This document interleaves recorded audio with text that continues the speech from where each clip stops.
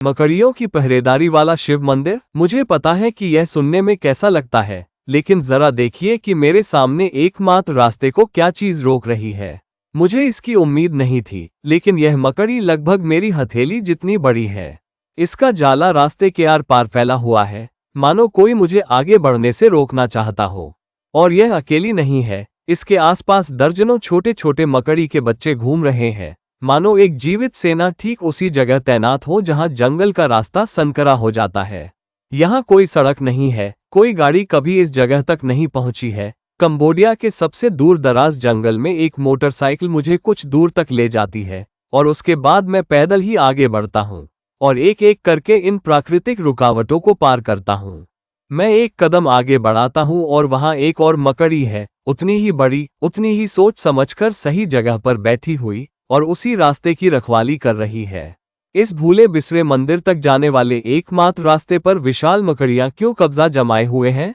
कहा जाता है कि उनके पार शिव का एक नष्ट हो चुका मंदिर है, जिसकी रक्षा 3 जीव करते हैं, मकड़ी, हाथी और सांप। ये 3 ही क्यों? इसका जवाब इस खंडहर को भारत की सबसे रहस्यमयी शिव परंपराओं में से एक से जोड़ सकता है, लेकिन सबसे पहले मुझे वो मंदिर ढूंढना होगा। मैं जंगल में और अंदर जा रहा हूँ, अभी भी कोई मंदिर दिखाई नहीं दे रहा। तभी पेड़ों के बीच कुछ चीज मुझे अचानक रोक देती है। अंधेरे में एक विशाल ग्रे आकार बिना हिले डुले खड़ा है। क्या वो जंगली हाथी है? यह असली नहीं है, ये पत्थर है जिसे हजारों साल पहले तराशा गया था। यह इतना सटीक है कि अंधेरे में ये किसी को भी धोखा दे सकता है। जैसे जैसे मैं पास पहुंचता हूं, मुझे एक बात का एहसास होता है। यह एक बहुत बड़ा हाथी है जो बिल्कुल सुनसान जगह पर अकेला खड़ा है। और एक बात जिसकी मुझे उम्मीद नहीं थी, वो ये है कि आज भी इसी समय इसकी पूजा की जा रही है। इसके पैरों के पास गन्ना रखा है क्योंकि हाथियों को गन्ना बहुत पसंद है। साथ ही अगरबत्ती, मोमबत्तियां, पैसे, सिगरेट जो कंबोडिया में पारंपरिक रूप से भेंट में दी जाती है, और पानी का एक ऐसा बर्तन भी है जो किसी इंसान के लिए बहुत बड़ा है, मानो सच में किसी को उम्मीद हो कि यह हाथी उसे पी लेगा। वहाँ खीरे का रस भी है जिस पर अभी चींटियों का कब्जा है, जबकि हाथी खीरे के बहुत शौकीन होते हैं। कोई इतनी दूर इस सुनसान जंगल में क्यों आएगा और ऐसी चीजें चढ़ावे के तौर पर क्यों चुनेगा जिन्हें सचमुच का हाथी पसंद करेगा? क्या जंगल के शांत होने पर यह विशाल पत्थर की मूर्ति जागती है और अपने लिए छोड़ी गई चीज का स्वाद चखती है? यहाँ किसी को लगता है कि ऐसा हो सकता है। इसकी रीढ़ को देखिए, पीठ पर बनी एक उभरी हुई अजीब सी लकीर जो कटाव से कभी नहीं बन सकती। किसी ने इसे जानबूझकर बनाया है। इसके दांत छोटे हैं, लगभग घिसकर खत्म हो चुके हैं, और इसके पैरों के पास मिट्टी के छोटे छोटे पिरामिड बने हैं जिन पर एक एक मोमबत्ती रखी है। यह एक प्राचीन तांत्रिक रस्म है जो साफ तौर पर आज भी निभाई जा रही है। लेकिन सबके सामने ही एक राज छिपा है। ठीक यहीं एक गोल कमरा छिपा हुआ है। और भी कुछ गुप्त कक्ष हैं जिनका बहुत अजीब मकसद है, लेकिन मैं आपको यहाँ इसके बारे में नहीं बता सकता। मैंने इसे सिर्फ मेंबर्स के लिए वीडियो के तौर पर अपलोड किया है। अगर आप इसे देखना चाहते हैं तो नीचे दिए गए ज्वाइन बटन पर क्लिक करें। लेकिन दूसरी तरफ देखिए, ये तो बाघ जैसा दिखता है, पर उसके बगल में 2 और भी अजीब आकृतियां खड़ी हैं, और जब मैं उनकी आंखों के लेवल तक पहुंचने के लिए ऊपर चढ़ता हूं, तब मुझे उनके आकार का अंदाजा होता है। ये चीजें मुझसे भी ऊंची हैं। इन दोनों को याली के नाम से जाना जाता है। ये शेर या बाघ नहीं है। भारत और दक्षिण पूर्व एशिया के बहुत से हिंदू मंदिरों में याली की नक्काशी देखने को मिलती है। लेकिन याली क्या है? आज वैज्ञानिकों ने लाइगर बनाया है जो शेर और बाघ का मिश्रण है। इसलिए इस जानवर का नाम शेर, लायन के पहले शब्दांश और बाघ, टाइगर के दूसरे शब्दांश को मिलाकर रखा गया, लाइगर। प्राचीन काल में उसी तकनीक का इस्तेमाल करके याली बनाई गई थी। याली शब्द यनाय याने के पहले शब्दांश जिसका अर्थ हाथी है, और पुली के आखिरी शब्दांश जिसका अर्थ प्राचीन तमिल भाषा में बाघ है, को मिलाकर बना है। और यह जगह काफी अनोखी है क्योंकि मैंने आपको पहले भी कई याली दिखाए हैं, लेकिन सिर्फ इसी जगह पर हमें मूर्तियों के जरिए स्टेप बाय स्टेप जानकारी मिलती है। एक हाथी जोड़ एक बाघ इक्वल्स याली संतान। ये बहुत कम देखने को मिलता है। तो सवाल ये है कि जिन कलाकारों ने इसे तराशा, क्या उन्होंने विज्ञान के अस्तित्व में आने से सदियों पहले ही ऐसे मेल की कल्पना कर ली थी?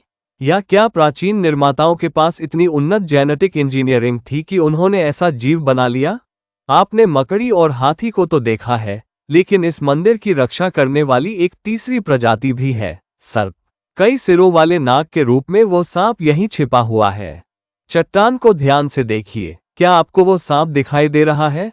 ये बिल्कुल सामने ही है, और ये तीनों प्रजातियां यहाँ एक पवित्र लिंगम की रक्षा करने के लिए जानी जाती हैं। लेकिन क्या आप जानते हैं कि यही कहानी भारत के एक और मंदिर के बारे में भी सुनाई जाती है, जो यहाँ से लगभग 2000 मील दूर है?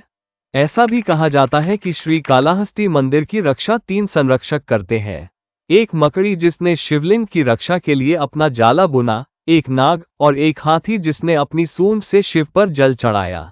क्या यह मुमकिन है कि कंबोडिया के लोगों ने यहाँ कालाहस्ती जैसा ही एक और मंदिर बनाया हो? लेकिन कंबोडिया एक ऐसा देश है जहाँ कल्पना और हकीकत का फर्क मिट जाता है। वहाँ की मकड़ियाँ पत्थर की नहीं, बल्कि असली हैं, जो इस मंदिर की रखवाली के लिए रास्ते पर बड़े बड़े जाले बुनती हैं।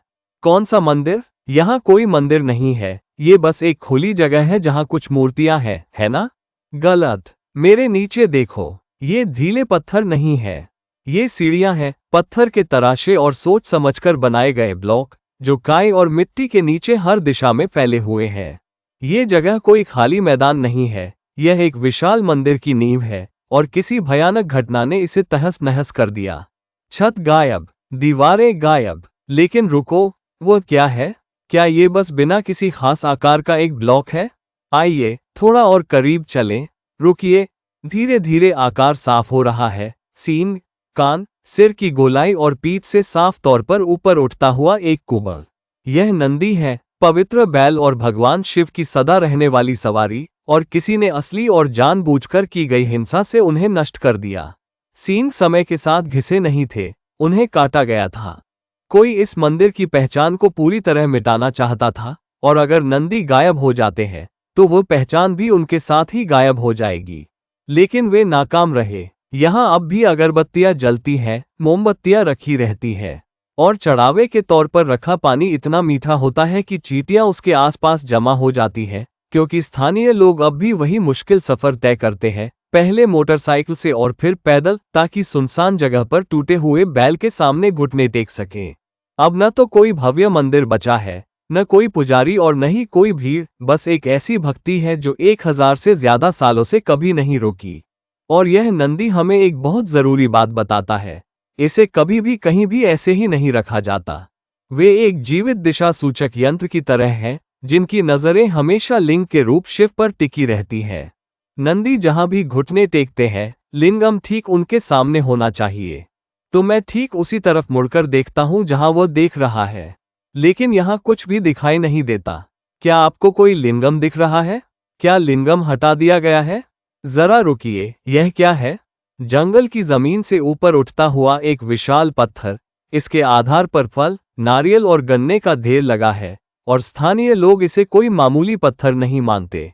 जैसे जैसे मैं पास आता हूं, मुझे इस लिंगम की ऊर्जा महसूस होती है। यह एक स्वयंभू लिंग है, यानी शिव का ऐसा रूप जो अपने आप प्रकट हुआ है और जिसे इंसानी हाथों ने बस आंशिक रूप से ही आकार दिया है। इसका निचला हिस्सा अपनी ही कहानी कहता है। इसमें सूंड जैसी उभरी हुई रेखा, पैरों जैसी आकृतियां और शायद एक पूंछ भी है, जिससे ऐसा लगता है मानो ये लिंग सीधे किसी हाथी के शरीर से बाहर निकल रहा हो। इसका सीधा संबंध स्वर्ग के राजा भगवान इंद्र से है, जिनकी सवारी हाथी है और जो उसी पहाड़ पर विराजमान है जिस पर हम अभी खड़े हैं। यह इंद्र का पर्वत है, इसीलिए प्राचीन निर्माताओं ने इसे महेंद्र पर्वत यानी भगवान इंद्र का महान पर्वत कहा। क्या ये शिव और इंद्र का एक ही पवित्र रूप में मिलन है? एक इंद्र लिंगम? मैंने अपने चैनल पर आपको सैकड़ों लिंगम दिखाए हैं, लेकिन यह इंद्र लिंगम सचमुच अनोखा है। सबसे ऊपर पत्थर में एक छेद बनाया गया है। ये प्राकृतिक नहीं, बल्कि जानबूझकर बनाया गया है। एक बार फिर मैं आपको ये जानकारी सिर्फ मेंबर्स के लिए बने वीडियो में दिखाऊंगा, साथ ही मंदिर परिसर में मौजूद पवित्र झरने के बारे में भी बताऊंगा। अगर आप वे डिटेल्स देखना चाहते हैं तो कृपया ज्वाइन बटन पर क्लिक करें और एक्सक्लूसिव वीडियो देखें। मैं यहाँ ये सोचकर आया था कि जंगल में कुछ टूटी फूटी मूर्तियां बिखरी हुई मिलेंगी। इसके बजाय मुझे एक पूरी पवित्र व्यवस्था का ढांचा मिला, जो उसे नष्ट करने की तमाम कोशिशों के सदियों बाद भी आज भी जीवित है। मकड़ियां अंदर जाने के एकमात्र रास्ते की रखवाली कर रही है। पत्थर का एक हाथी जिसे आज भी गन्ना और पानी मिल रहा है। उसके अपने माता पिता के बगल में उकेरा गया एक मिश्रित जीव। एक नंदी जिसे बुरी तरह तोड़ दिया गया था कि पहचानना भी मुश्किल हो, लेकिन जिसे कभी छोड़ा नहीं गया। एक लिंगम जो उसी जानवर के साथ जुड़ गया है जो उसकी रक्षा करता है। एक ऐसा झरना जो कभी नहीं रुका, एक दिन के लिए भी नहीं। जिस किसी ने भी इस मंदिर को नष्ट करने की कोशिश की, वह एक बात भूल गया, विनाश करने वाले शिव को कोई नष्ट नहीं कर सकता। उसकी रक्षा करने के लिए कुछ जानवर होंगे, उसकी पूजा करने वाले कुछ लोग होंगे, और कोई ऐसा होगा जो उसे दुनिया के सामने पेश करेगा। मैं प्रवीण मोहन हूँ और आपसे अगले वीडियो में मिलूंगा।